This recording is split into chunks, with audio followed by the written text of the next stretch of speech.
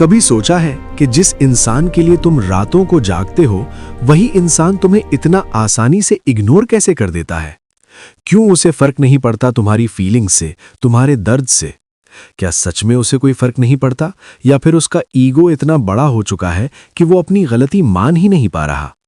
और अगर मैं तुमसे कहूं कि तुम उसे मजबूर कर सकते हो अपनी गलती मानने के लिए, बिना लड़ाई, बिना बहस, बिना एक शब्द बोले, तो क्या तुम जानना चाहोगे वो तरीका?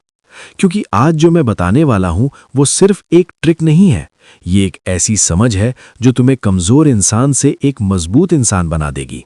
और जब तुम बदलोगे तो उसकी सोच भी बदलनी पड़ेगी।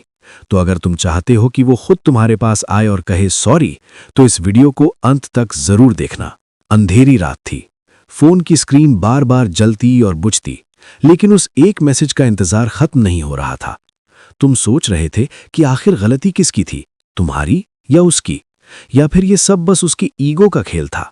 और तभी तुम्हें एहसास हुआ कि कुछ लोग माफी मांगना नहीं चाहते, वो चाहते हैं कि सामने वाला झुक जाए। लेकिन क्या हो अगर तुम झुको ही नहीं? क्या हो अगर तुम उसकी ईगो को बिना एक शब्द कहे तोड़ दो, और वही इंसान जो कभी तुम्हें इग्नोर करता था खुद आकर तुमसे माफी मांगे?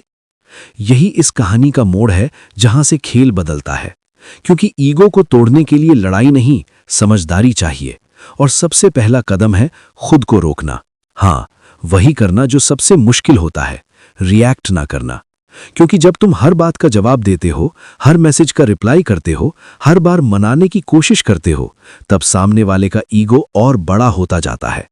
उसे लगता है कि वो सही है और तुम गलत।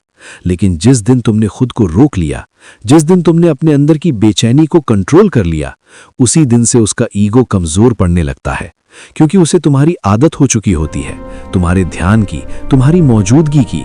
और जब वो अचानक गायब होती है तो उसका दिमाग खुद सवाल करने लगता है, क्या हुआ, अब ये क्यों नहीं मनाता? और यही सवाल धीरे धीरे उसे अंदर से तोड़ता है। अब कहानी में ट्विस्ट आता है, क्योंकि तुम सिर्फ चुप नहीं रहते, बल्कि खुद को बेहतर बनाने लगते हो। तुम अपनी लाइफ पर फोकस करते हो, अपने काम, अपने गोल्स, अपनी खुशियों पर। और यही सबसे बड़ा वार होता है, क्योंकि ईगो वाले लोग ये सहन नहीं कर पाते कि जिसे वो इग्नोर कर रहे थे वो बिना उनके भी खुश है, वो बिना उनके भी आगे बढ़ रहा है। और जब वो तुम्हें बदलते हुए देखते हैं, जब उन्हें महसूस होता है कि अब तुम पहले जैसे नहीं रहे, तब उनका ईगो धीरे धीरे टूटने लगता है। लेकिन याद रखना, ये सब दिखावा नहीं होना चाहिए, ये असली बदलाव होना चाहिए। क्योंकि नकली चीजें ज्यादा दिन नहीं टिकती। अब धीरे धीरे वो इंसान तुम्हें नोटिस करने लगेगा। वो तुम्हारी स्टोरी देखेगा, तुम्हारी एक्टिविटी पर ध्यान देगा, शायद कोई छोटा सा मैसेज भी कर दे। और यहीं पर सबसे बड़ी गलती लोग करते हैं, वो तुरंत पिघल जाते हैं, तुरंत जवाब दे देते हैं। लेकिन अगर तुम सच में उसका ईगो तोड़ना चाहते हो तो तुम्हें यहां भी समझदारी दिखानी होगी। जवाब दो, लेकिन वैसा नहीं जैसे पहले देते थे। अब तुम्हारे अंदर एक ठहराव होना चाहिए, एक वैल्यू होनी चाहिए, जिससे उसे लगे कि तुम बदल चुके हो। अब तुम वो इंसान नहीं हो जो हर बार झुक जाए। और यही चीज उसे सोचने पर मजबूर करती है, शायद गलती मेरी थी। और धीरे धीरे यही सोच उसे माफी मांगने तक ले जाती है। अब कहानी का सबसे इमोशनल हिस्सा आता है, जब वो इंसान जो कभी तुम्हारे मैसेज का इंतजार नहीं करता था, खुद तुम्हारे एक रिप्लाई के लिए बेचैन होता है। जब वो खुद पहल करता है, खुद बात करने की कोशिश करता है, और एक दिन अचानक वो मैसेज आता है जिसका तुम इंतजार कर रहे थे, सॉरी। लेकिन अब फैसला तुम्हारे हाथ में होता है, क्योंकि अब तुम कमजोर नहीं हो। अब तुम वो इंसान हो जिसने खुद को संभालना सीख लिया है, जिसने अपने इमोशंस को कंट्रोल करना सीख लिया है। और यही असली जीत होती है।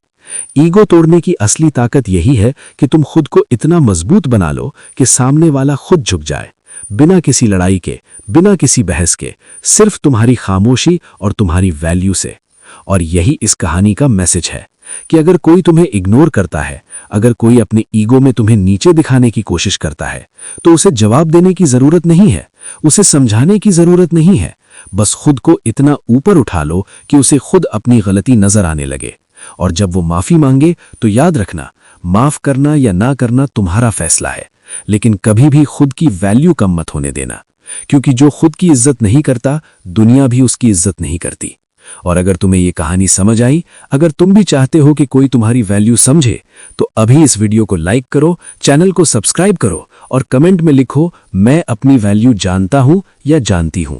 क्योंकि ये सिर्फ एक कहानी नहीं, ये एक सीख है जो तुम्हारी जिंदगी बदल सकती है।